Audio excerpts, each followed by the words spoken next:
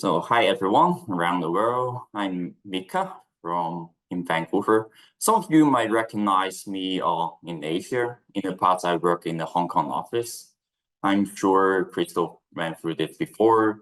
Yeah, so I actually many years ago I worked in Austria, then moved to Hong Kong for the APAC region. Now I'm in Vancouver. So I guess people around the world will see my face anyway. Today, I'm going to share how we do multi-system acquisition. It could be multi-people, it could be same person using multiple device. I guess the main thing here is using multiple device for brain-computer interface.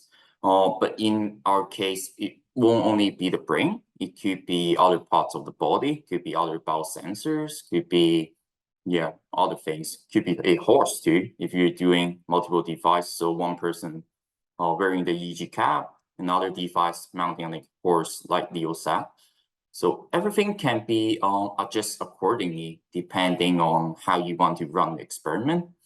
Before I jump into the main topic, let me go through the device we have from g.tec. There are multiple devices, so there are different configuration you want to do in order to do your experiment. The Nautilus Pro Flexible is one of the devices I'm using today. So it's right here with me. It's a wireless EEG sensors or wireless amplifier for different type of signals, but mainly it will be for EEG. As you can see from the picture, it's the amplifier headset. You can attach different strand type to the same amplifier. We originally designed this for medical use because, multiple patients come in, then you can quickly switch the cap. Not only the cap size, you can change the strand type too. For example, the one I have here, you can see I can easily detach it. The one I have is with detachable electrodes. So I've already attached some lead cable sensors for the experiment later. I just tested. And the type I have here is what we call hybrid electrode. So it's a dry-based electrode, which you can also insert gel into it. So there's a hole in the middle. The device allows you to do wireless experiments, so the subject can walk around or use it for different biosignal. For example, this one will be EEG plus different biosensors. In my case, it will be ECG for today. Another device that we're using today will be the Nautilus Reserve. It's also under the wireless category, which offer up to 64 channels if you want. So like the picture here, it can go with gel-based electrode or dry-based electrode. The one I have today will be dry-based electrode. Kind of different from what I showed you before. This is just pure dry-based electrode with metallic pin, as you can see. It's totally metal. In the middle, there's no hole, so it's just for dry use. One reason I'm using this cap is because I'm alone in Vancouver, so I can easily mount the cap on myself, and I will show you how later on. We also have one version called Nautilus Multi-Purpose, similar to the one you see here with detachable electrodes. With detachable, you can actually connect different biosensors to the same amplifier. Some example you see on this lady will be like EMG sensors using lead cables, just like what I have on my body using lead cables. For galvanic steam response sensors, of course, there are other type of sensors such as respiration effort, which you attach on the front, measuring the lung breathing movement. Or SpO2 sensors, which is really common, especially for psychological experiments. If you want to compare different Nautilus configuration, it's the most usual type you see, one direct cable to each individual electrodes. One will be for gel-based electrodes, and this one with dry-based electrodes. And for this one, it's what we call multi-purpose. In default, there will be 4 detachable electrodes for you to detach the normal EEG electrodes and connect with other type of biosensors. All the biosensors should have the 1.5 millimeter touch-proof connectors here. So you can easily detach the connectors like this, just unplug it. So two leads cable, and choose the type you want, plug it in. Then all the signals will be directly connect to the amplifier itself. So the signal will be hardware synchronized. You do not need to worry about the synchronization issue, which is a really nice solution if you're doing multiple sensors experiment.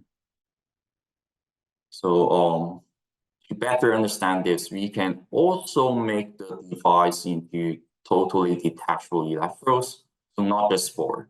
Because we manufacture the device ourselves, so that's why we can control how we produce the device. In this case, would be 6 electrodes for EEG.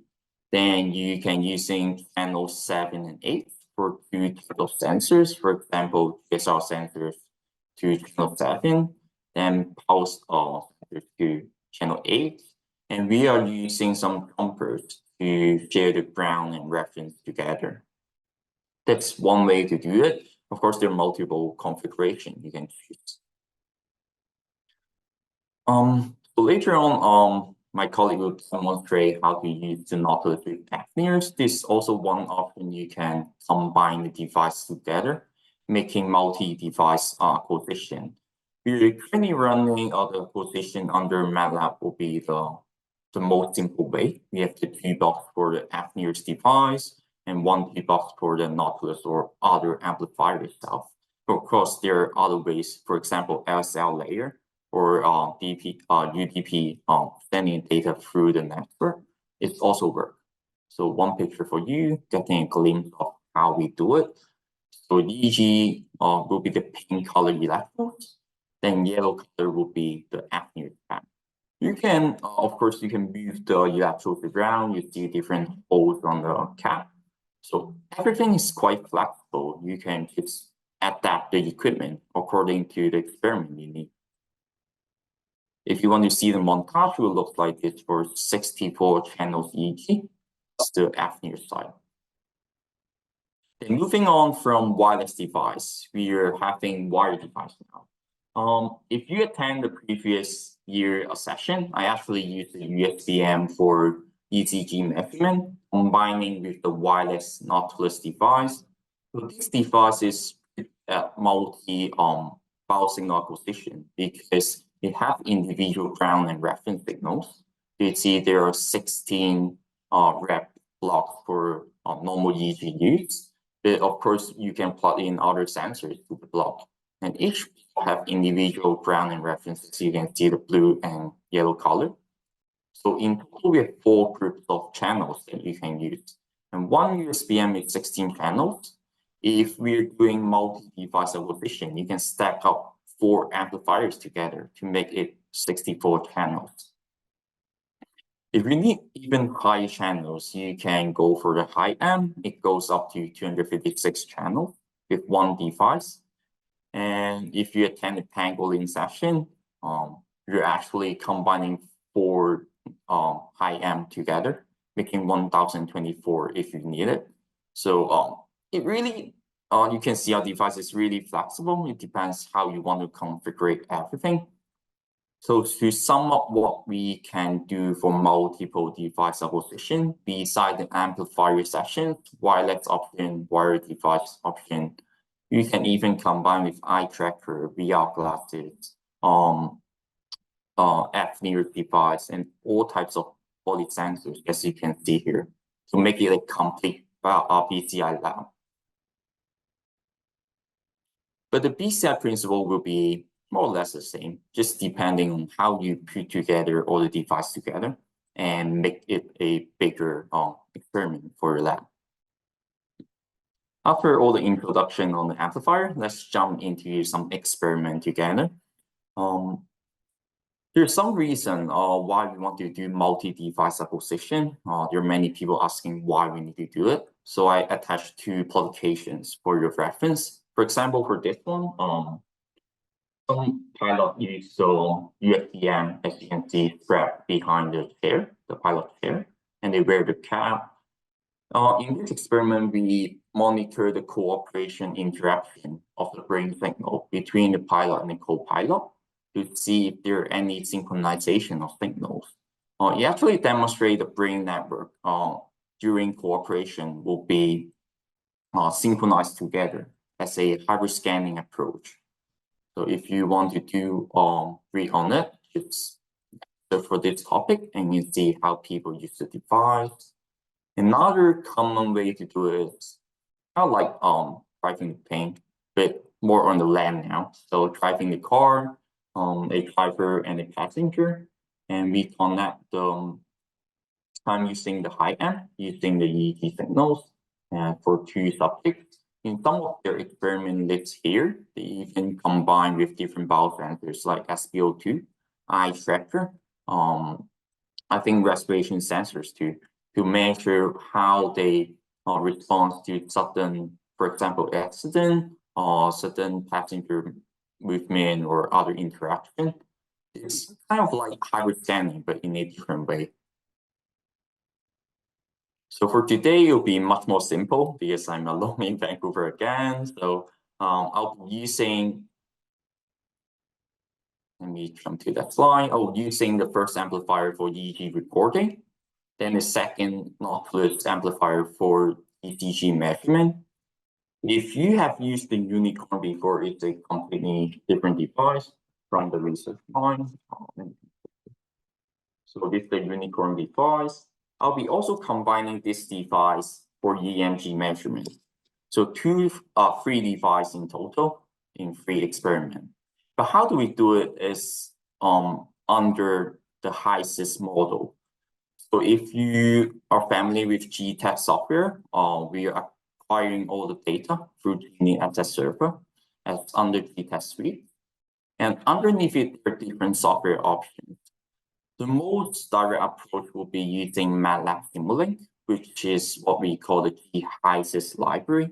It includes different toolbox, and the multi-device acquisition toolbox is one of the options underneath it.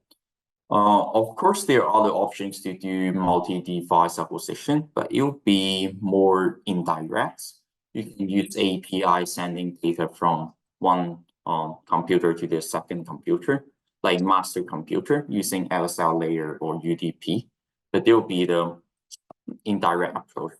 So to simplify things, I would recommend the HISIS model. And this is the multi-device acquisition toolbox. It supports up to 4 amplifiers at the same time. So it can be different configuration. It could be one USB-M plus Nautilus, so one wire option plus wireless option. Or you can use 4 wireless devices at the same time. Imagine having 4 people interacting together in the same environment. They're walking around in the room or in the forest for some of the case. You can have all the data in one computer and just ask each person wearing the Nautilus wireless cap, and they roam around, interact, and we can pull out all the data in one acquisition toolbox in real time, and you can even process all the data in real time. So it's pretty awesome if we do it in 4. For example, in the pangolin situation, we are combining more channels by using the high end. There are different types of ways you can do it. How we do it is using the Genie SS server provided by g.tec. We acquire all the data from different amplifiers, and we synchronize the data together using software triggers. Then all the data will be streamed through the multi-device toolbox. I will show everything here later. So let's move on to the experiment. First part will be acquiring EEG data, normal data, using a Nautilus Tri device I have here. So as you can see, the montage will be same as what I showed here. 16 channels distributed around the cap. It'll be dry electrodes. I have short hair, so all the pins you see here will be short pin. 7mm pin. And there will be 2 mastoid electrode, one for ground, one for reference, so left and right. Let me come into the MATLAB environment for the suite. Let me show you. So this is the g.tec suite, the software program we have. Underneath it, there are different types of software. What I'm using is the HISIS right now. I mentioned before you can use LSL layer or sending data over a network. It will be one option using the recorder in the future.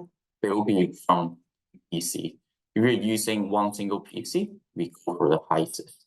So let me open my lab under Simulink.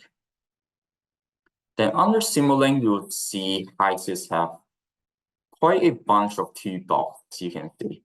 From normal EEG measurement to biosensors like ECG respiration. You can even do stimulation, apneas, some triggering box, eye tracker types. So everything can be combined together. Besides direct computer interface, you can use LSL layer, which will be one possibility. But for simple acquisition, you can just use the amplifier demo. You have already built some pretty nice demo script for you. You can just choose the demo you want, open it up, then adapt from it. That's the usual approach. From this demo, you can see it's the multi-device application toolbox. It's high-amp, Nautilus, and USB-M.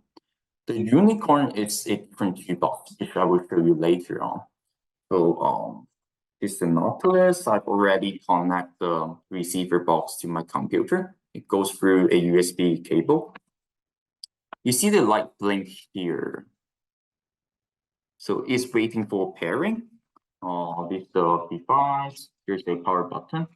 So if I press on it, you'll notice the blinking will synchronize together, which means they're pairing together. Okay, now you see the blinking frequency is the same, which means they're automatically paired. Afterwards, I can double click on the multi-device application box. You automatically search for device connect to the computer. Actually, I've connected to amplifier here. Let me remove one first. Let's search again. Okay, now you see, let me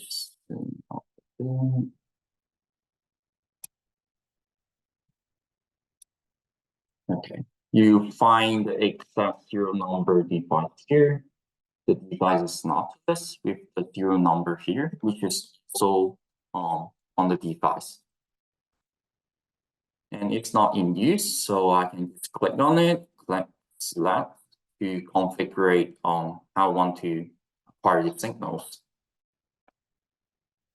From here, you see 16 panels, which correspond to the 16 EEG electrodes marked on the cap. Since it's dry electrodes, what we usually do is highlight blood channels, increase the input range, so pre-amplification, and set up some bandpass and notch filter. I'm in America, so the power line frequency will be 60 Hz. Apply to all the channels, as you can see a change here. Then for bandpasses for the, so you see there are different options. For me, maybe 0.1 to 30 Hz.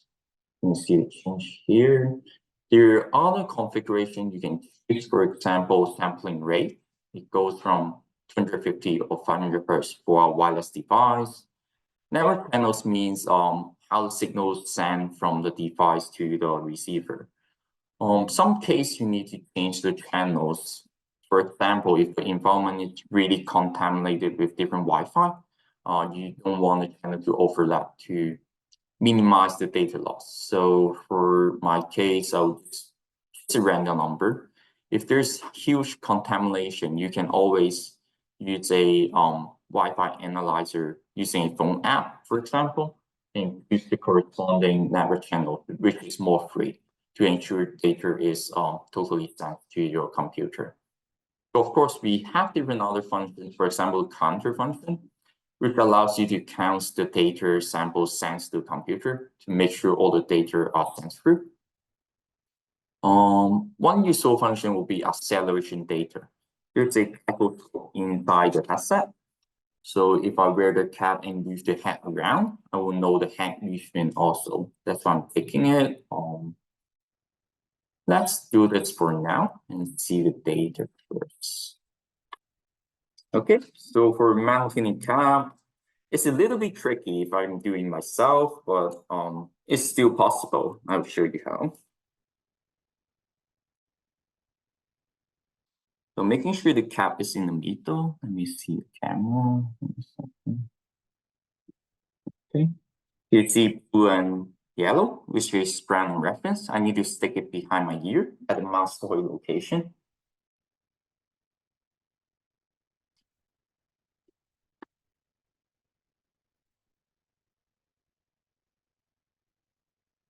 Just like this, if you can see, making sure it's intact. Same for the other side.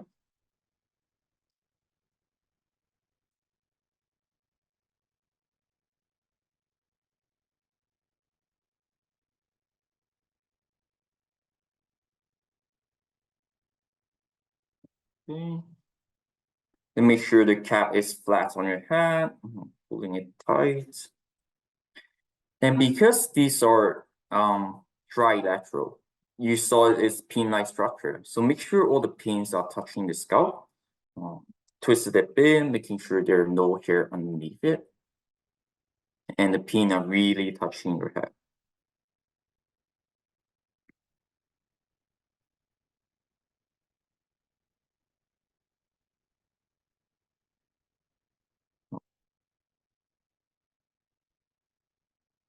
And you can also use the chin strap to making sure the cap is tight on your head.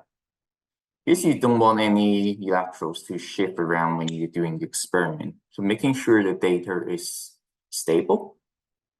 Okay, now you have it.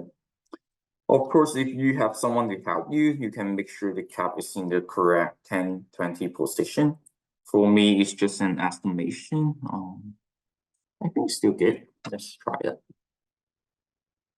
This model is running data sets acquiring from the notebooks, and we're displaying data using simple visualization block.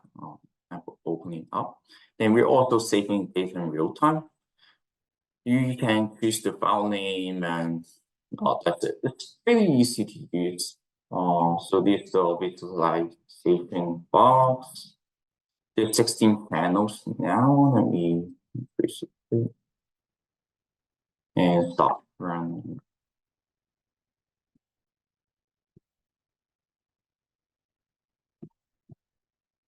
Okay, let's stabilize a bit. Maybe I change the sequence. If there are many channels, we increase the range. The last 3 channels are actually for gyroscope, so I need to change the acceleration, the type of the signal we have. Sorry, acceleration. The first 16 will be EEG, the last 3 will be acceleration data. I will stop talking for a bit, see the resting data.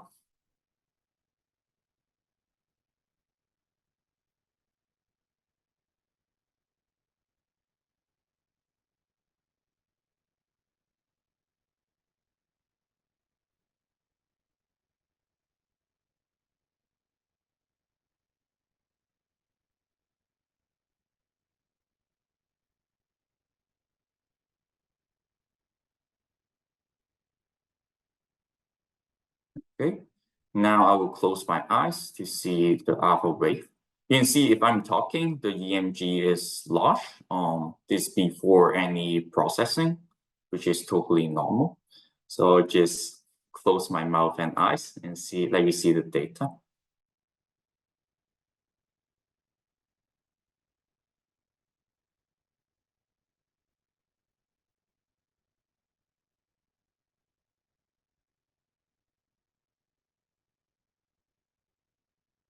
Okay, then for the head movement, you can see the change if I move my head left and right, back and forth for this one. This is how you do simple EEG acquisition. The main thing today will be multiple device. So let's jump on to the second part. Will be multi-device. And for the second part, I'm using the flexible, this device here. Attaching the signal to channel 16, you can see here, is a detectable channels, and using cable leads cable, so just a clip cable. I clip it on a simple mastoid stickers. Of course, if you have a larger pad, it would be better. But what I have now is just this. It's a just clip-on cable like this. And I'm using a 3-point ECG system. So the signal data will be from my shoulder blade, just below the shoulder blade and between the rib cage, the reference and the ground here. So let me clip this on. Yeah, let's just come on to my lab again. Let me click this on. Okay. Same as the first amplifier, I need to connect the receiver box to my computer, another USB port, then powering on the device. Okay. So remember, I'm just using the last channel. The other 15 channels, I'm just running it idle. I'm not using any of them. Same as before, double click on the multi-device localization toolbox. Then the server will again search for the amplifier we connect to computer. So now we have two amplifiers at the same time. This one is for ECG measurement, the new device I just add. This one is the cap I'm wearing. I will select all of them and click select to open up two devices at the same time. So now you see the difference is I have a new tab here for controlling the second device. Some for the EEG, some using the same settings as before. Adding bandpass filter, notch filter. Let's add acceleration data again. For the second device, I'm doing ECG for the last channel. So I'll just activate the last channel only. Let me see. Yeah, this input range should be good enough. I'll just add notch filter for filtering out the power line. For bandpass, we can add later on, but for ECG, I don't think we need it. And after checking everything, you can just click OK. It will send the configuration file to your device. And now you see we have zero number on the model now. What I can do is, let's remove this for now. We're not saving any data. What we can do is add another visualization window for the ECG data. Then we can separate the windows for better visualization.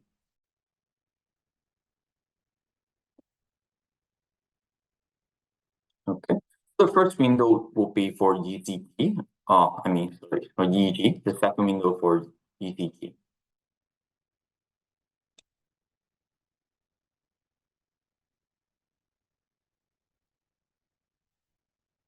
Give it a bit of time. MATLAB is using all of my computer power. With Zoom running in the background, it's not the best configuration, but it's still manageable. Give it a second.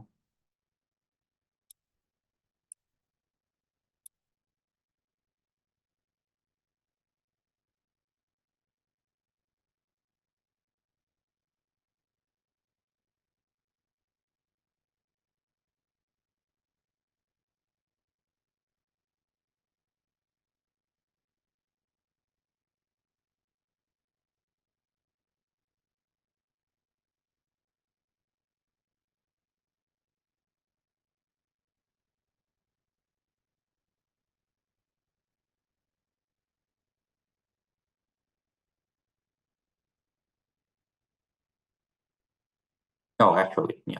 Here we go. So I have it here. Let's run the.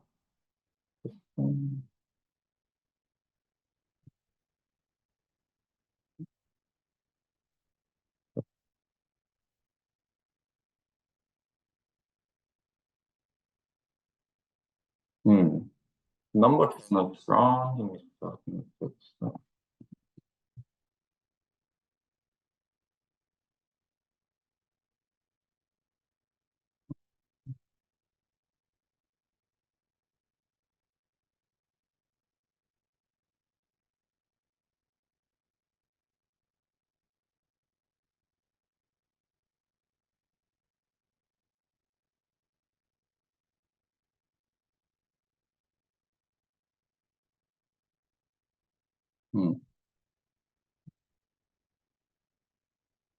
Let's try the reconfiguration again. So running solo is sometimes tricky with multiple devices. I cannot see the back of my head. I need to make sure everything is right. Give me another try again. Okay, so as you can see, the device is locked. What I can do is rebooting the device and see again.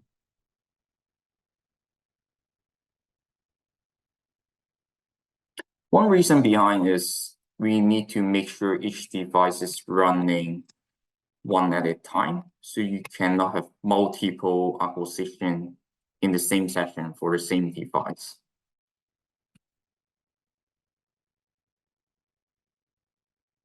Okay, I'm powering on the device on my head again. So let's try to reconnect the device.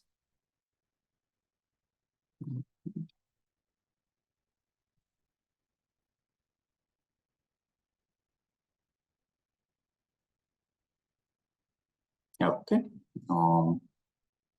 As you can see, all the previous settings is still here. It will automatically save the settings, so I do not need to change anything. Click OK, and let's try to run it again.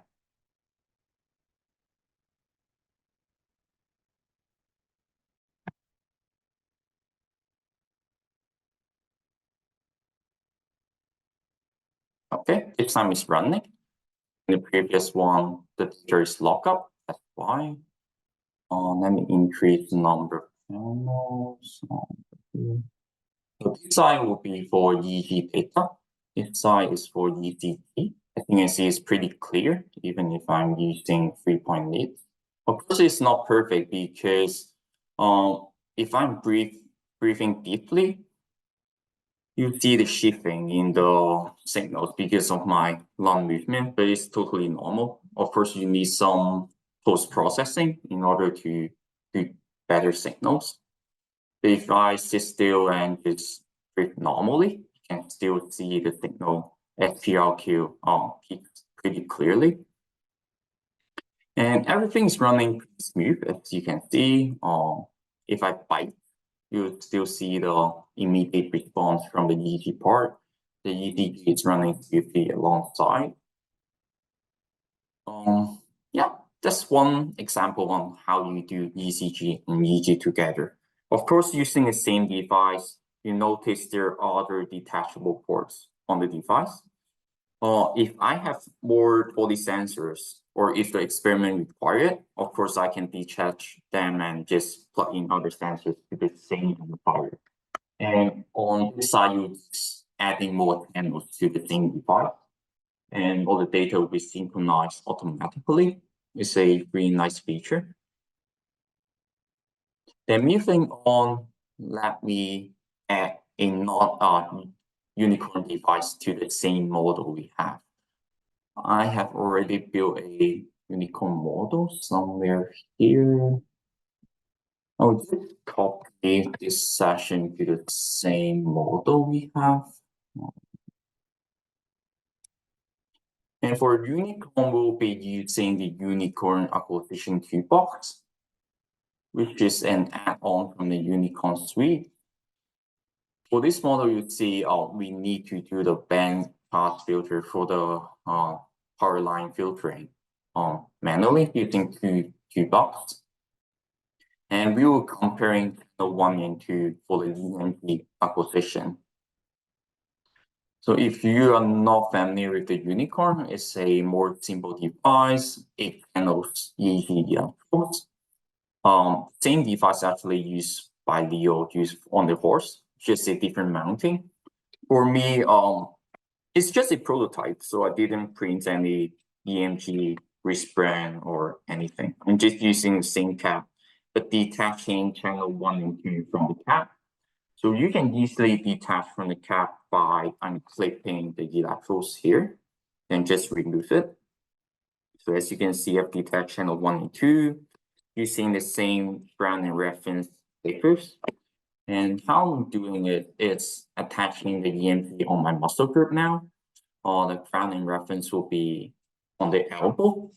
So I'm planning to stick it on bone here. The reason behind is it won't move much even if I flex my hand or doing anything. It will keep on sticking here for a stable ground and reference. So let me do it right now.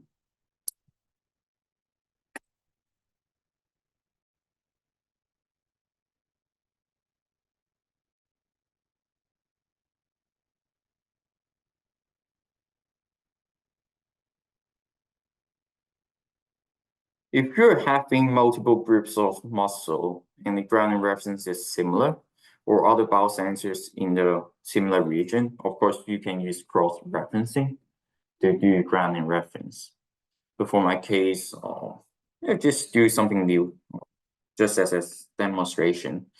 And for the muscle group measurement, there are two ways to do so. I'll first try to use the dry electrodes and use some medical bandage stickers to stick the electrode on my arm, on my forearm for mechanical deflection.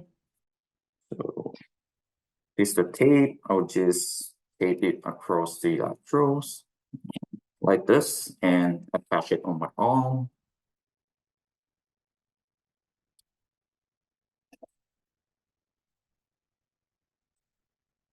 Of course, if you have a longer run experiment that you need to do a position, I'll recommend you to 3D print, say, maybe a wristband, so you can attach it precisely on your muscle group. For now, it's just a really prototyping experiment. So as you can see, just typing it on my arm. Same for the second unit proofs here.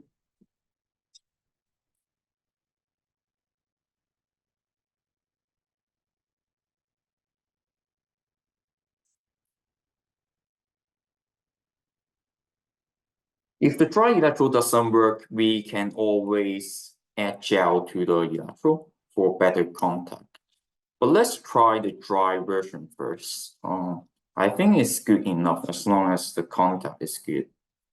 So here we go, 2 electrodes on the forearm, ground and reference on the elbow. Similar to the unicorn device, similar to the Nautilus, it's a wireless device, so there'll be a pairing through Bluetooth. What you need to do is power on the device and configure the connection through MATLAB. Heading back to the MATLAB model, the unicorn symbol link, it will ask for the serial number. Let me double check the number. Okay, it's right. Let's try to run it.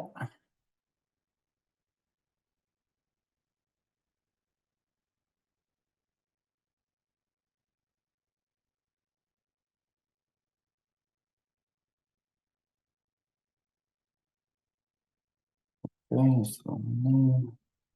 so this will be the scope from the unicorn for the EMG. This for the second knots for the ECG. And if the EEG data, put it like this way.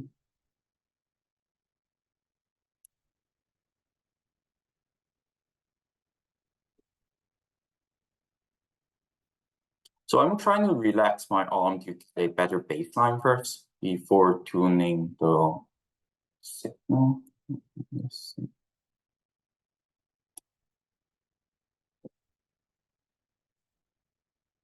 Okay. So it seems working for dry electrodes. As you can see, there is a dip and a peak for my muscle grip activation. So when I clench my arms, you'll see the peak.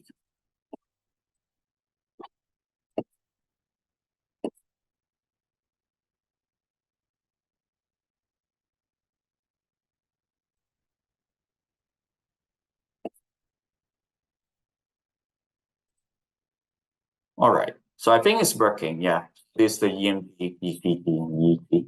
As you can see, all the data are running really smoothly. There's no delay at all. Since these are wireless devices, I can actually walk around if I want, so I can even walk around if I need it. But of course, this is not the best mounting option. This is a really prototyping option.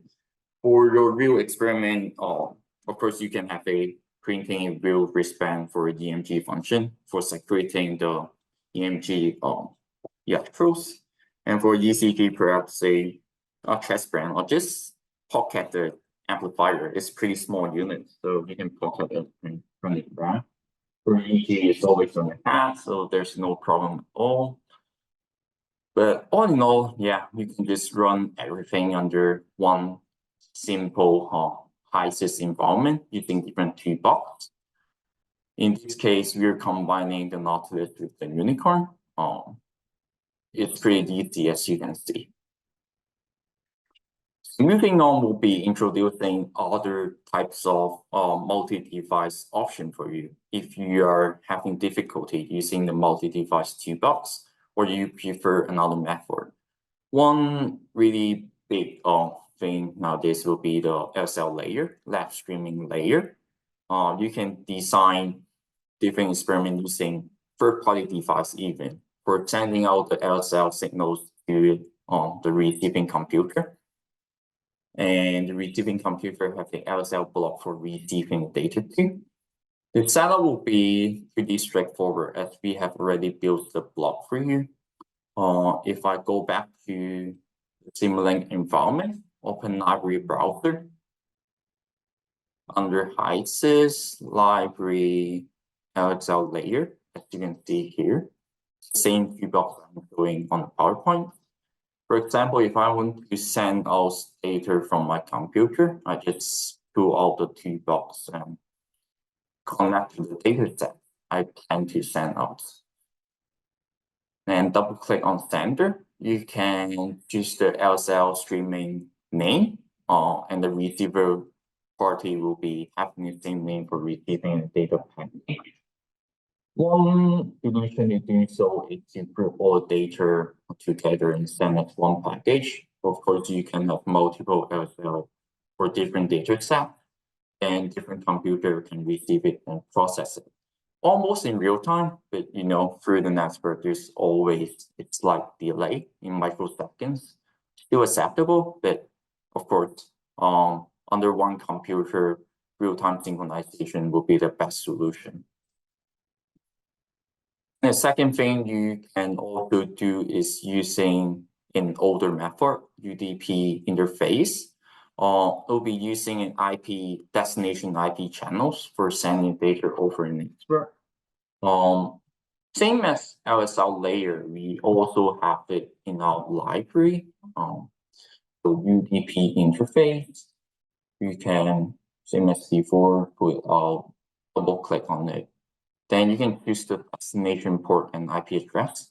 The receiver will be pulling out the receiver block, like here. So they need to have the same receiving porting detail in order to receive the packet. There are in total, I would say, 3 easy ways for multi-device acquisition. First will be using directly the multi-device acquisition toolbar under the same environment. Second would be using LSL layer, sending data from PC1 to PC2 or master state PC. Similar concept for the UDP sender and receiver. Yeah, besides that, of course, you can process data before sending out or displaying the signals. As you can see under HISYS library, we have different features, different classification to box, feature extraction. You can process the data before viewing or sending it out. It's like other toolbox. For example, if I bend past the data and just pull it out and put it in the middle, and double click on the block will allow you to choose the cutoff frequency before viewing the data. You can see it's really a neat solution for doing multiple device acquisition. So in summary, g.tec offers different type of amplifier, wireless and wired option, depending on how you want to run your experiment and how many people are participating in the experiment. One amplifier box can support up to 4 amplifiers, but as you can see from my model here, beside the multiple acquisition toolbox, I can add a unicorn device too. So I guess in principle, we can support 5 devices if you're counting the unicorn too. If you're using LSL layer as a receiver toolbox, then you can also have device on your sampling computer and grouping all the data on your master PC for multiple device acquisition. Then the second option will be using UDP, and the third option will be FL layer. As mentioned before, our high-sys environment can include different types of sensors too, not just EMG sensors or ECG sensors. Afterwards will be the next session, so you will see how we run it. We can also add VR glasses and eye tracker, etc. Everything into one single model, then you can run everything in real time. I hope you gained something from this session. So we still have some time for Q&A. Let's see what questions we have. Thank you very much, Mika. At the moment, we don't have a question. Any questions for Mika about this setup?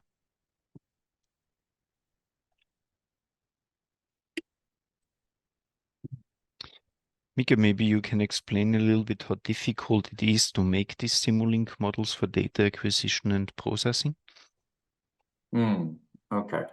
I think the main difficulty will be, for example, the hardware side first. Will be the mounting system, as I mentioned. So it depends on how you want to run the setup. The simplest solution will be running everything under one amplifier, of course. You want to do that because it keeps things simple, and also the device course you need to put in consideration.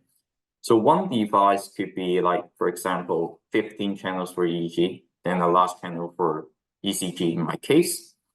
But if you're using multiple devices, you need to consider where to place the second amplifier. For the Nautilus, you can easily pocket it or spare bells to mount the amplifier. But for example, if you're using like EMG, you need a proper banding for it. In terms of the software side, you can see connecting the amplifier isn't an issue. It's pretty simple and straightforward. You just need to connect the device through the software environment. You can easily add different bandpass filter or other filtering function for signal processing, displaying in real time, or you can save the data in one group and process it after the experiment itself. I think that's the main difficulty. Okay, so when would you use electrode with electrode jail, and when would you use the tri-electrode recording?